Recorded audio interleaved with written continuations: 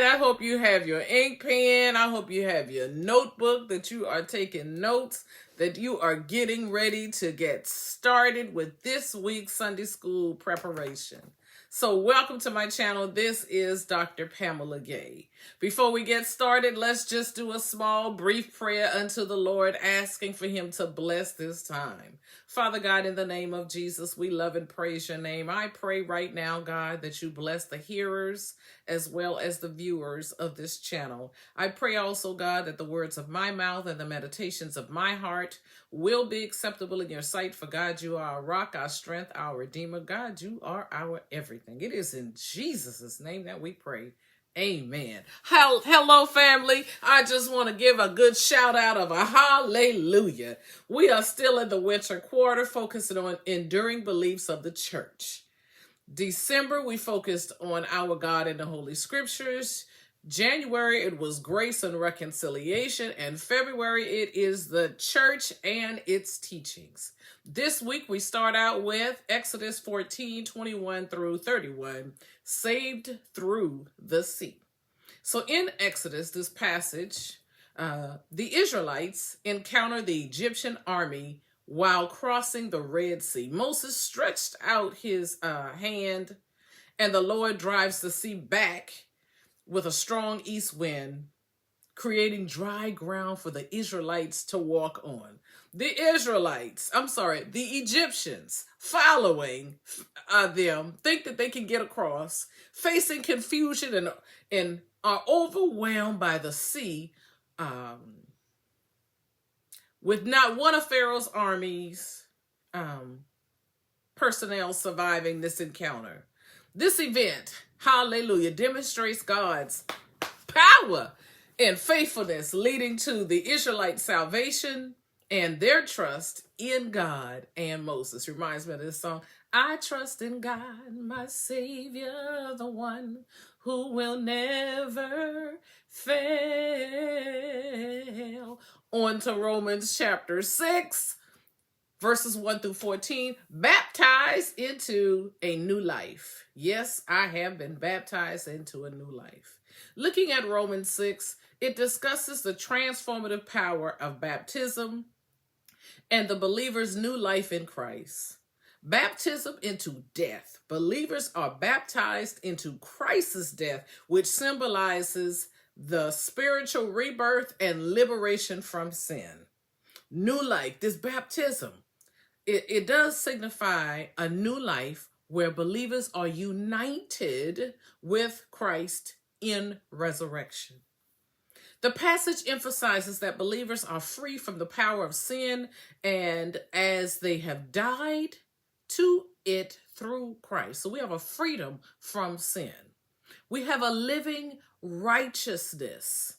So believers are encouraged to offer themselves to God as instruments of righteousness and not to sin as instruments of wickedness. Then we're asked to read Exodus chapter 16, verses 13 through 16, and then verse 31. God provides bread. In these verses in Exodus, God promises to provide for his people, specifically by sending bread from heaven that we know is called manna, to sustain them during the wilderness journey. God is a sustainer. The Israelites, after grumbling against Moses and Aaron, are instructed to gather enough food for daily needs, which serves as a test of their faith and their obedience. This event highlights God's care for his people and the importance of trust in his provisions, as seen in the story of manna, which they called bread from heaven when you read it in Exodus 16, verse 31. Now we're asked to read John 6, verses 28 through 40. Jesus is the bread and wine. Hallelujah. So in John 6, verses 28 through 40, we read how Jesus teaches that he is the bread of life, emphasizes the importance of faith in him for eternal life.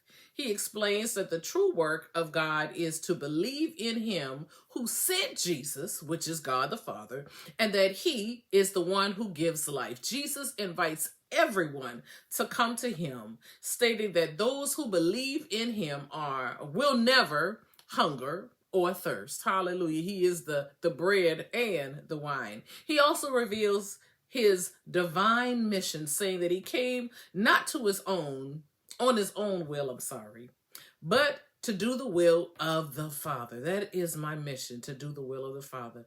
The Father deserves our obedience. He desires to raise all believers at the last day. Will you be in the number? Then we take a look at Genesis 14 through 20, a blessing with bread and wine.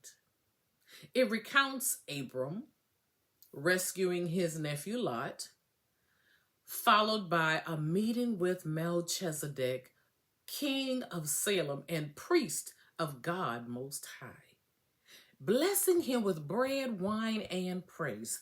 This encounter emphasizes God's role in victory and leads to Abraham, now his name is changed, at the time Abram, giving a tenth or a tithe of all the spoils.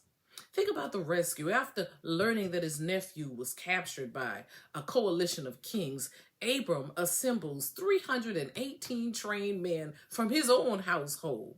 He pursued them to Dan, attacked at night, and recovered all the stolen goods, women and people, including Lot. Hallelujah.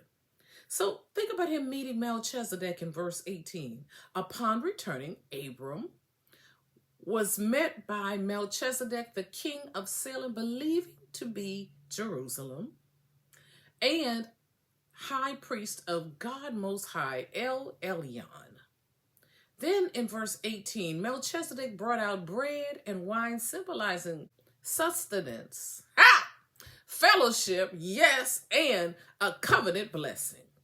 Now think about that blessing in verse 19 and 20. Melchizedek blesses Abram, attributing his victory to God Most High, possessor of heaven and earth, who delivered the enemies into Abram's hand. Didn't give Abram the victory, gave it all to God. So think about the tithe. In response to the blessing, hallelujah. Let me say that again. In response to the blessing, Abram gives Melchizedek a tenth, a tithe of everything he had recovered. There's some significance to this. In the biblical text, this meeting is seen as prefiguring of Christ as both a king and a priest. This is the first mention of a tithe in the Bible, representing an offering to God for his blessing and victory. Now, there's a contrast to this, because immediately following this, Abram refuses to take any spoils from the king of Sodom, indicating his reliance on God rather than earthly rulers and wealth. To God be all the glory. Now let's take a look at Matthew 3:13 through 17. Beloved child of God. So here Matthew details Jesus' baptism by John the Baptist in the Jordan River, marking the start of Jesus' ministry with a divine manifestation of the Trinity. A voice from heaven proclaims, "This is my beloved Son, with whom I am well pleased," affirming Jesus' identity, sinless nature, and messianic role. The act of submission for Jesus travels from Galilee to the Jordan River to be baptized by John, fulfilling all righteousness and identifying with humanity despite not needing repentance. Think about the divine confirmation of Jesus. Upon emerging from the water, the heavens open and the Spirit of God descends like a dove upon him. And listen to the Father's declaration. Many people say this: "This is my beloved Son, with whom I am well pleased." There's this voice from heaven that declares that he is pleased, identifying Jesus as the Messiah, echoing prophecy from Isaiah 42:1 and Psalm 2:7. Beloved child of God.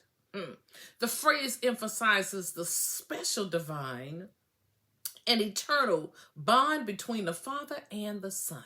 It highlights that Jesus always pleases the Father, setting him apart from the sinless the sinless Redeemer. His inner identity is affirmed. The proclamation serves as the official initiation of Jesus's public ministry, establishing his identity before the crowd. The declaration signifies that those in Christ are also accepted as the beloved of God, adopted into a similar relationship. This moment highlights a Trinitarian nature of the event, with the Son being baptized, the Spirit descending, and the Father speaking from heaven. Hallelujah and glory to God. Now let's take a look at 1 Corinthians chapter 11, verses 23 through 29, a meal of remembrance. So this passage outlines the institution of the Lord's Supper as a solemn meal of remembrance of Christ's sacrifice, establishing the bread and cup as symbols of his body and the new covenant. It emphasizes proclaiming his death until Christ returns and warns against participating in an unworthy manner. Think about this now. Paul recounts that Jesus initiated the Lord's Supper on the night of his betrayal, instructing believers to eat the bread and drink the cup in remembrance, as Jesus said, of me. Not of me, but of him, Jesus the Christ.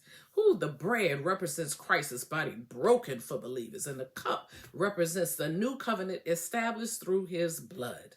The act of taking communion is an announcement of the Lord's death until he returns. There's this warning against unworthy participation, eating or drinking in an unworthy manner, profaning the meal through selfishness and division makes you guilty of sinning against the Lord's body and blood. So do your self-examinations, because believers are instructed to examine themselves and recognize the significance of the body of Christ before partaking, to avoid bringing judgment on themselves. This passage was written to correct disorders in the Corinthian church, where the ritual had been abused by selfish behavior that ignored the communal aspect and the sanctity of the sacrament. Now, saints, I know this is getting good, but that concludes this week's review of those 7 Bible passages in relation to your Sunday school lesson. I hope that I've said some things that have sparked in you to study the Word of God, to read your Sunday school lesson. Until next week, we pray, Father God, that you will order our steps, guide our tongues, and that we will give you the glory, the praise, and the honor. It is in Jesus' name that we pray, and we thank you. Amen. Amen. Blessings to you. Blessings to you. Blessings to you.